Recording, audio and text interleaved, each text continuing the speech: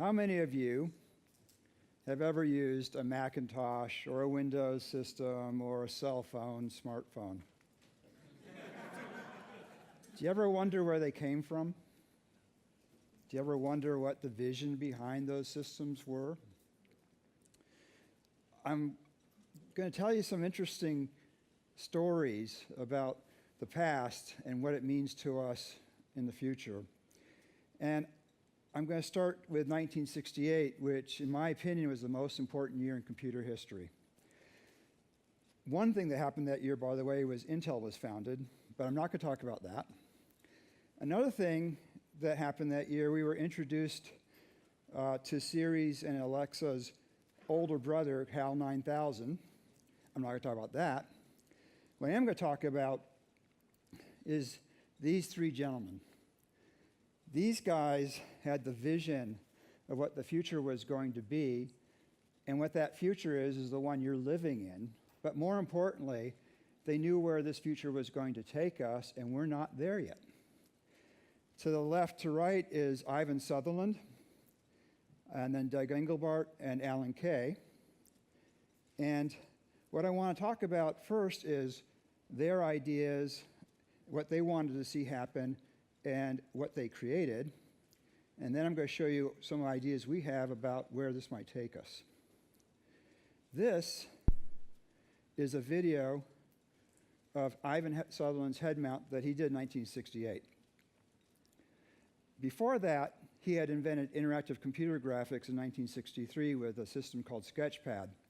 He called it Sketchpad because the user would sketch, and then the computer would complete that sketch, basically a symbiotic relationship. So what he thought was, what's the next step? This ultimate display where it's always available, you can always see it. This is actually an augmented reality device. It's not just a virtual immersive system. Doug Engelbart is most well known for having created the mouse, which you've probably also used. But more than that, in 1968, he gave a demonstration of the future that was so profound and so rocking that everything after that was like this dividing line, befores and afters. And what he showed was not just the mouse, but a bitmap display, an ability to interact with graphical systems, hypertext, and collaboration, and even video conferencing. That's a demonstration called the mother of all demos. And by the way, what's really fascinating about this, next year is the 50th anniversary of the things I'm talking about, 50 years ago. This was one of his big ideas, the idea of bootstrapping, where we take the state of the technology we have today. It allows us better to manipulate information, which improves the state of technology. And of course, what you're looking at is a spiral, so that literally we're moving up. So the next, Alan Kay, who I've worked with since really 1990, had a vision of what the next thing would be. He was greatly influenced by Doug and many others. But this is my favorite quote in the world: "Man is much more than a tool builder. He's an inventor of universes." This first appeared in a paper called A Personal Computer for Children of All Ages. What's interesting about that title? It's the first time the idea of a personal computer, the words personal computer, appeared. He's known as the father of the personal computer for many reasons, but that is actually the beginning of it. And in that paper, he described this, the Dynabook. He had seen small LCD displays before this, and he realized that someday you'll have that display to be quite large, and you'll be able to put the computer behind it.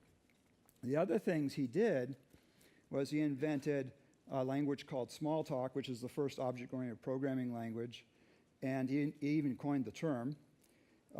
And he also, by the way, invented overlapping windows, and his team at Xerox PARC literally invented the interface we think of today when we use the PC, the Mac, or our smartphones.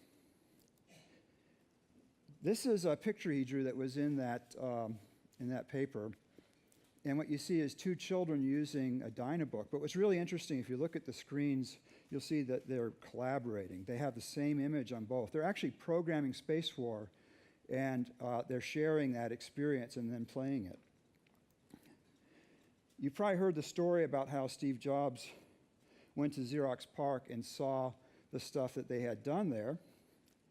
And I'm going to give you a quick video of him describing the impact on him.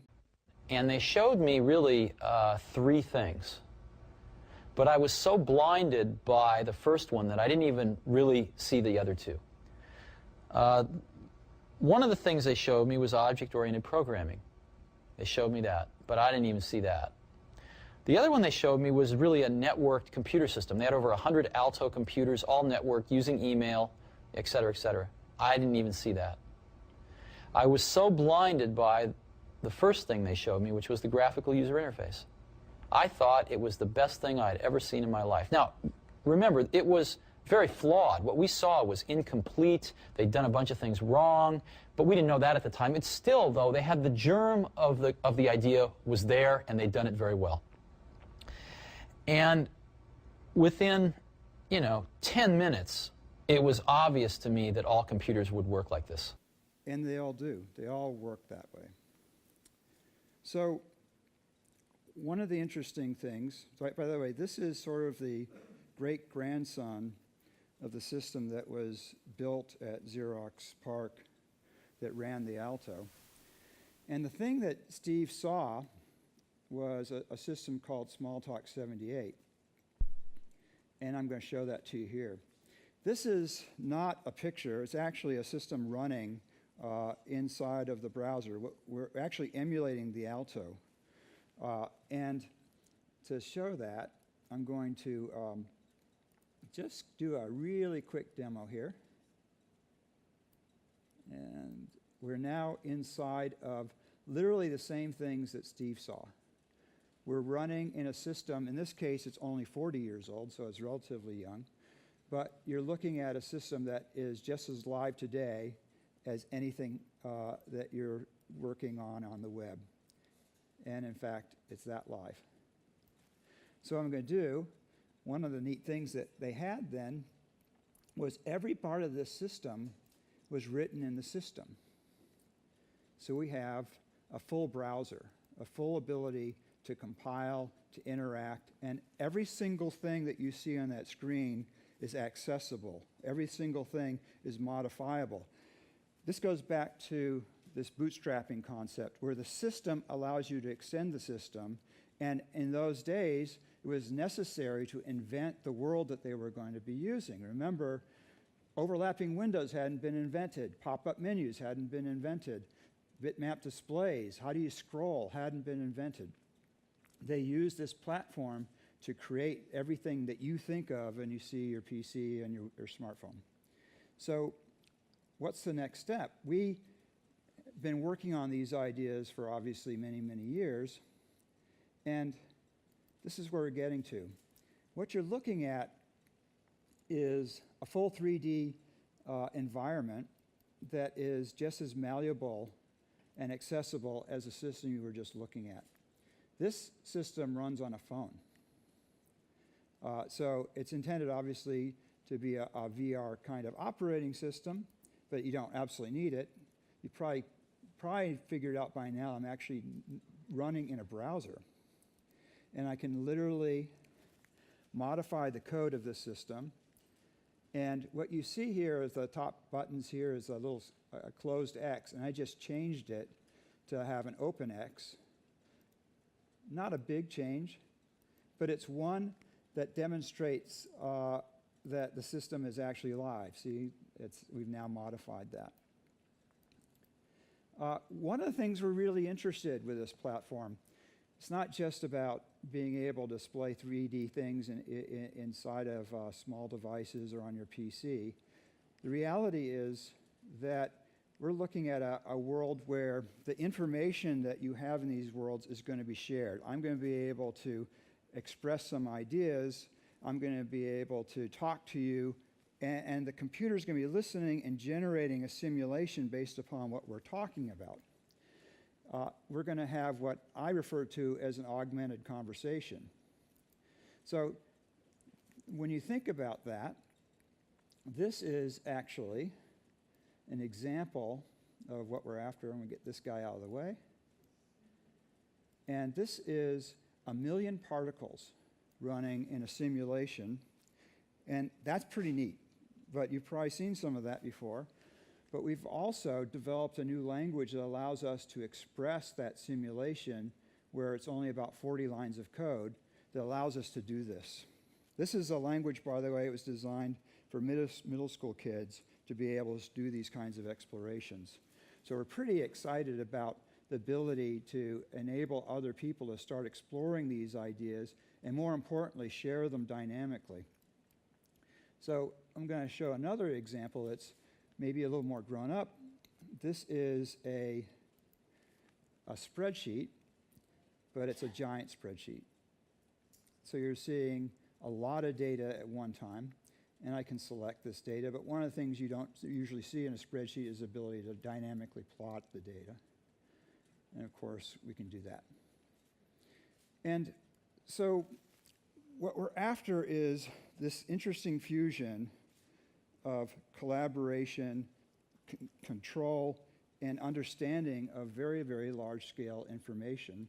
By the way, this will wrap around you when you're in VR, and it's still live. And one of the particularly exciting things about this is my smartphone. That system's running on here. What does that mean? I should, as I mentioned, it's all running in a browser. We can build a system that anyone in the world who has a smartphone, and a lot of people are getting smartphones before they get indoor plumbing, are fully enabled to be creators and controllers of their world. Smartphones were designed to be consumer devices primarily. Apple didn't even allow programming on the systems until they allowed Scratch to come on it about 4 months ago. Now there's no limits, there's no barriers. We can create a workstation that's as big as the world and allow anybody to control that world, create in that world, anyone, anywhere who has one of these. So that's the exciting thing to me about these technologies. This vision that started 50 years ago is going to not just change our lives, it already has, it's going to touch everyone and empower everyone. Thank you.